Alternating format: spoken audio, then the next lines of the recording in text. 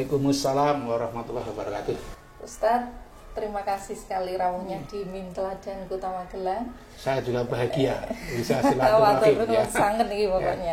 Dan mumpung ini saya ketemu dengan Ustadz Jemari, ini ada pertanyaan yang memang dari kemarin tuh saya ganjel di hati Ustadz. Nah, ini berkaitan dengan masa menyusui.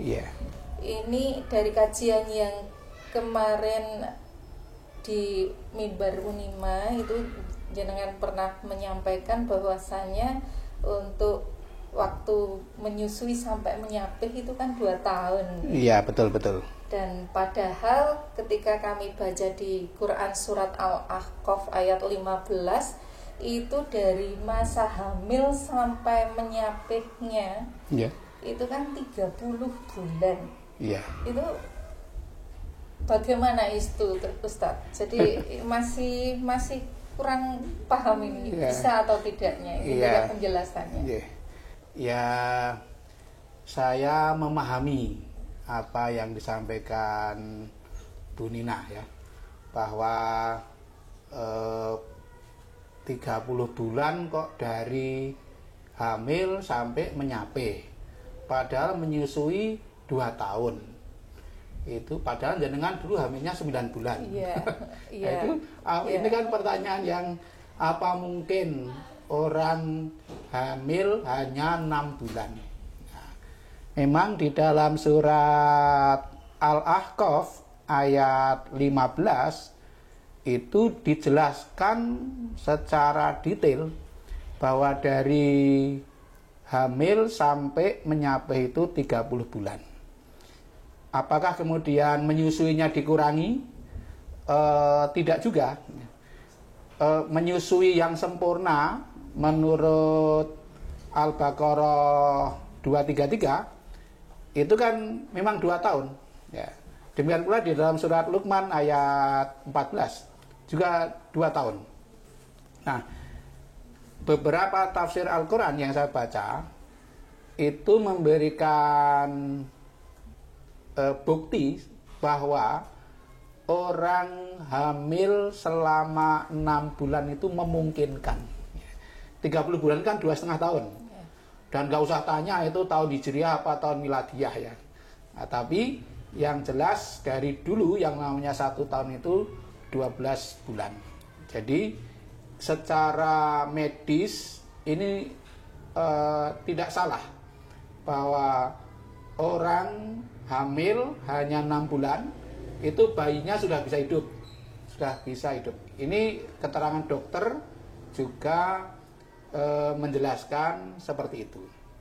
Nah, oleh karena itu kita tidak perlu ragu lagi. 30 bulan itu batas minimal.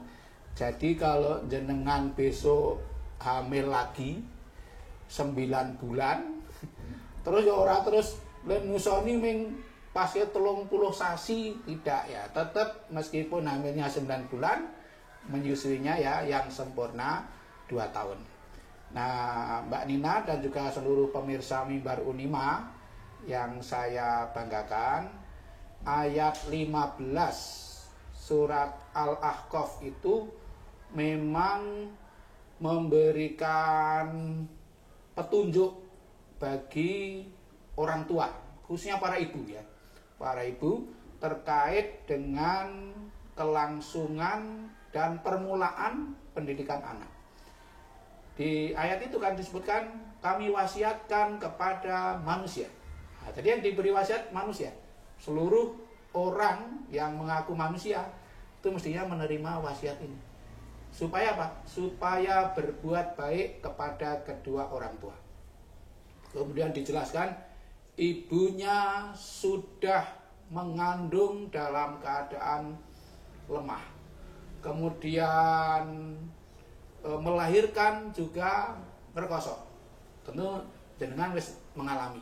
Ngrekosonya mengandung dan ngrekosonya melahirkan. Nah, tapi disebut secara khusus itu di dalam Al-Quran, meskipun tadi disuruh berbuat baik pada kedua orang tua, tapi yang disebut khusus adalah peran ibu. Mengapa? ini menggambarkan betapa sangat pentingnya peran seorang ibu bagi pendidikan dan masa depan anaknya. Bahkan sampai ada ungkapan menarik, mendidik seorang laki-laki hanya mendidik satu orang, tapi mendidik seorang ibu itu sama dengan mendidik banyak orang. Karena memang peran ibu sangat menentukan dalam kebaikan dan kebagusan pendidikan anak. Maka kalau ada anak baik, itu pasti karena pendidikan ibunya top, bukan bapaknya. Nah, saya ini hanya sponsor saja ya, tapi kalau ibu sangat menentukan.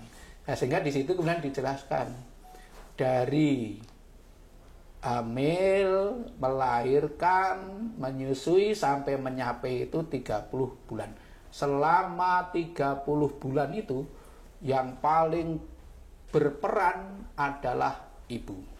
Sampai pendidikan pertama seorang anak itu ya dari ibu.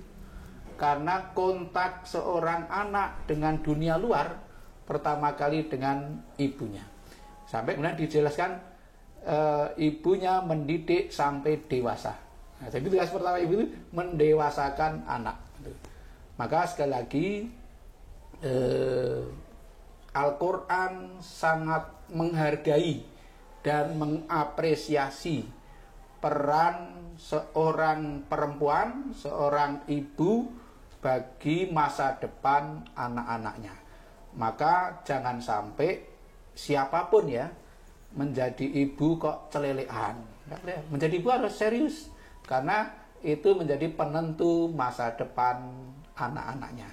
Nah, sampai kemudian hatta idza balagha asyuddahu, setelah anak itu sampai dewasa, kemudian wa balagha arba'ina sanah, dan sampai anak itu berusia 40 tahun atau usia 40 tahun loh.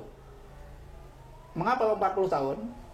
Karena orang yang sudah usianya 40 tahun itu sudah mengalami kehidupan yang baik, mengalami yang tidak baik, tinggal yang mau diteruskan yang mana.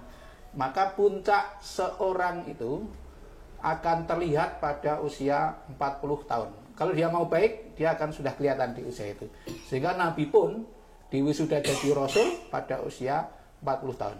Nah, kemudian qala Rabbi auzi'ni an askura ni'mataka lati an'amta alayya wa ala walidayya wa an a'mala sholihan tardahu. Jadi mohon kepada Allah yang pertama, saya bisa bersyukur atas nikmat yang sudah diterimanya dan diberikan kepada kedua orang tua. Setelah bersyukur kemudian mohon kepada Allah supaya bisa beramal soleh yang diridhai Allah. Nah, yang ketiga ini, wa aslih li fi dzurriyyati, dan semoga kebaikan orang tua itu mengalir kepada anak-anaknya. Itu. Jadi memang orang tua yang baik itu orang tua yang selalu ingin mengalirkan kebaikannya kepada anak-anaknya. Tentu tidak mungkin orang yang tidak baik bisa mengalirkan kebaikan. Maka orang tua otomatis ya berusaha untuk menjadi baik, sehingga kebaikannya menular dan mengalir kepada anak cucunya. Itu orang tua yang normal. Nah, kalau yang nggak normal nggak berpikir seperti itu. Nah, sebab apa? Sebab memang prinsipnya yang tidak memiliki tidak bisa memberi. Orang tua yang tidak baik tidak mungkin bisa menularkan kebaikan kepada anak-anaknya. Nah, lalu doa yang ketiga, 4 itu inni tubtu ilaika, sesungguhnya saya bertobat kepadamu, dan yang terakhir wa inni minal muslimin, dan saya berserah diri kepada Engkau ya Allah. Jadi begitu Mbak Nina, ya saya kira sudah jelas toh? Sudah sangat jelas. Mencerahkan sekali Ustaz jawabannya ini. Sudah jelas. Seandainya nanti ketemu orang nikah baru 6 bulan atau 7 bulan kok kemudian melahirkan, itu sangat mungkin, jangan dicurigai, oh wis nabung. Nah, tapi ini Al-Quran mengatakan 6 bulan pun bayinya sudah bisa hidup. Begitu, mudah-mudahan bermanfaat Mbak Nina ya. Terima kasih. Wassalamualaikum warahmatullahi wabarakatuh. Waalaikumsalam warahmatullahi wabarakatuh.